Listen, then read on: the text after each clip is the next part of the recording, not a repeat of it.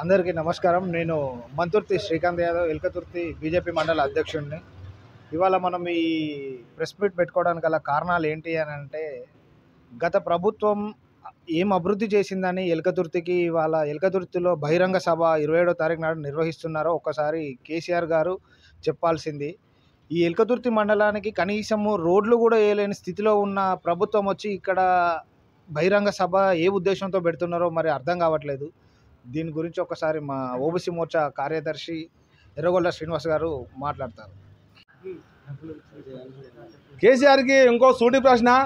ఇప్పటి వరకు మీ ప్రభుత్వంలో గత సర్పంచులు చేసిన పనులు బిల్లులు ఇవ్వకుండా తాము ఆత్మహత్య చేసుకునే విధంగా వారు చేసుకునే ఆత్మహత్యల కారణమైన మీరు ఏ మొహం పెట్టుకొని మీరు ఈ మీటింగ్కి వస్తారో చెప్పాలి.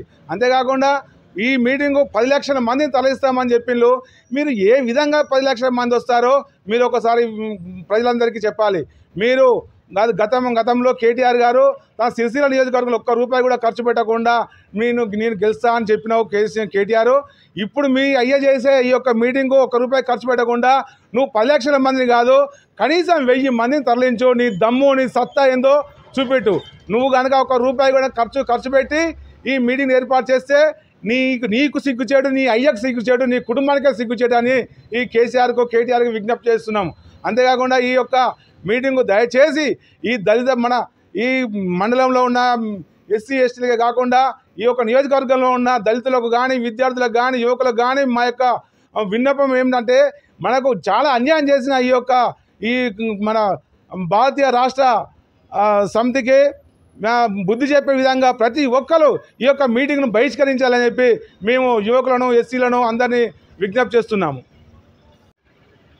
ఈరోజు గత 10 సంవత్సరాలుగా తెలంగాణ ఉద్యమం అనే పేరు మీద తెలంగాణ ఉద్యమకారులను ఎంతోమందిని అవమానించి ఎంతోమంది ప్రాణత్యాగాలకు గురి చేసి తన ప్రాణాలను సైతం పణంగా పెట్టి ఈ సాధించుకున్న ఈ తెలంగాణను చాలా అవమాన రీతిలో అవమానించి 10 ఏళ్ళు అధికారం చెలాయించిన ఈ యొక్క కేసీఆర్ ఈరోజు ఎల్కతుర్తి మండలంలో మీటింగ్ పెట్టుకోవడం 27వ తారీఖున మీటింగ్ పెడదామని వస్తున్నాడు.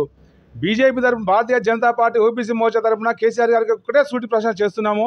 నువ్వు ఏ ముఖం పెట్టుకొని ఎల్కతుర్తి మండలానికి వస్తున్నావో రేపు మీటింగ్లో నువ్వు తెలియజేయాలి. నువ్వు గత 10 సంవత్సరాలుగా పరిపాలించినవు, కనీసం ఏ ఒక్క రోడ్ వేసినావా, ఏ ఒక్క ఎకరానికి నీళ్ళు ఇచ్చినావా, ఏ ఒక్క నిరుద్యోగికి ఉద్యోగం కల్పించినావా, నిరుద్యోగ వృత్తి కల్పించినావా? ఎంతో అవమానకరంగా ఈ ఒక్క మండలాన్ని అవమానపరిచి ఎస్సీ రిజర్వేషన్ వచ్చిన జెడ్పీటీసీకి ఇక్కడ ఉన్న ఎస్సీలను అవమానించి ఇక్కడ ఎస్సీలు ఎంతో ఉద్యమ కాలంలో ఎంతో ఉద్యమ స్ఫూర్తితో చాలా తన ఇండ్లను భార్య బిడ్డలను కూడా లెక్క చేయకుండా ఉద్యమంలో పాల్గొని ఉద్యమం చేసి సాధించుకునే తెలంగాణలో ఎస్సీలను అవమానించి ఈ ఎల్కతుర్తి మండలంలో ఎస్సీలు లేనట్టుగా దళితులు లేనట్టుగా నువ్వు పక్కపొంటి నీ తొత్తులను పట్టుకొచ్చి ఇక్కడ ఎస్సీగా పోటీ చేయించి జెడ్పీ చైర్మన్ చేసినావు కేసీఆర్. నువ్వు ఇక్కడ ఎస్సీలను ఏ విధంగా అవమానించినావు ఎల్కతుర్తి మండలానికే ఈ ఎల్కతుర్తి మండలమే సాక్ష్యం. అదేవిధంగా అంతేకాకుండా ఈ ఎల్కతుర్తి మండలంలో కేవలం ఒక్క డబుల్ బెడ్రూమ్ ఇవ్వకుండా, ఒక్క దళితునికి 3 ఎకరాల భూమి ఇవ్వకుండా ఈరోజు నువ్వు ఏ ముఖం పెట్టుకొని ఎల్కతుర్తి మండలంలో మీటింగ్ పెడుతున్నావో చెప్పాలి. అదేవిధంగా ఎంతమందికి దళిత బంధు ఇచ్చింది, దళిత బంధు అని చెప్పి గొప్పగా నువ్వు చాటింపు వేసుకున్నావే. ఏ ఒక్క దళిత బంధు కూడా ఏ ఒక్క వ్యక్తికి కూడా దళిత బంధు ఇవ్వకుండా దళితను ఏ విధంగా మోసం చేసినావు? నీ బతికే అందనే దళితులను మోసం చేసుకుంటూ సింహాసనం మీద కూర్చున్నావు. ఏ ముఖం పెట్టుకొని ఈరోజు ఎల్కతుర్తి మండలానికి వస్తున్నావు మళ్ళీ సూటిగా ప్రశ్నిస్తున్నాము. అంతేకాకుండా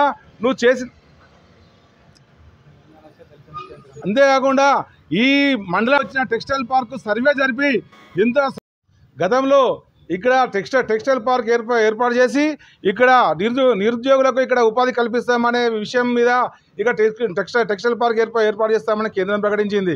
దాని లోపల భూ సర్వే నిర్వహించినా కూడా ఇక్కడ స్థానికంగా ఉండే ఎమ్మెల్యే అశ్రద్ధతోటి తాను వహించిన అశ్రద్ధ కారణంగా పక్కపొంటి ఉన్న ఎమ్మెల్యేలు కడియం శ్రీహరి గారు ఈ యొక్క టెక్స్టైల్ పార్కును తన నియోజకవర్గంలో ప్రారంభించుకున్నారు.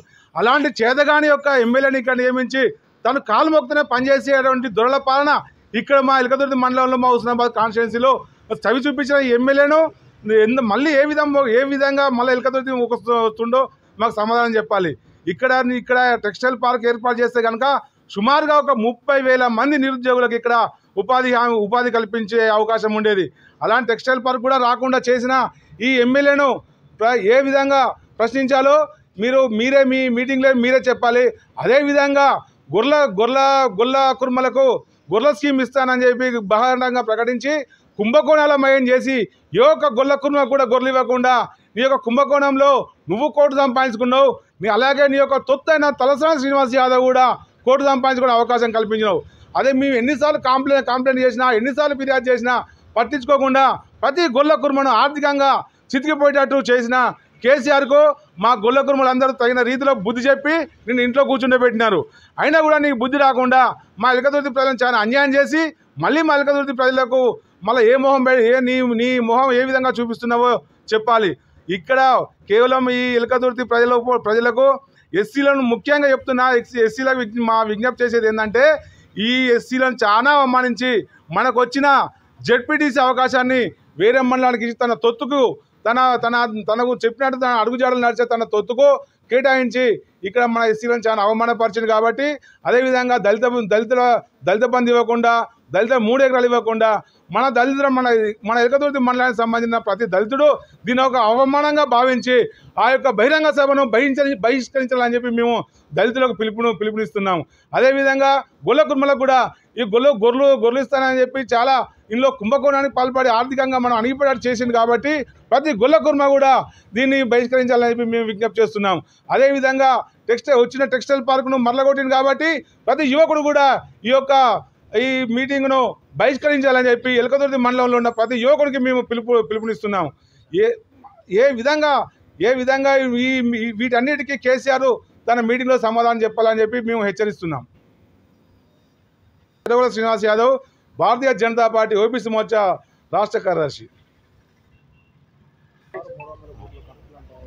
అదేవిధంగా మాజీ ముఖ్యమంత్రి కేసీఆర్ గారికి ఒక చిన్న విన్నపము. కేసీఆర్ గారు, మీరు ఈ మీటింగు 10 లక్షల మంది వస్తున్నారని చెప్పి బాహటంగా చెప్తున్నారే, నీ మొహానికి ఏ విధమైన అభివృద్ధి చేసినామని చెప్పి 10 లక్షల మంది ఇప్పుడు హాజరవుతారు. నీకు ఛాలెంజ్ చేస్తున్నాము. నువ్వు ఏ ఒక్కరికైనా కనీసము ముఖ్యమంత్రి కేసీఆర్ గారి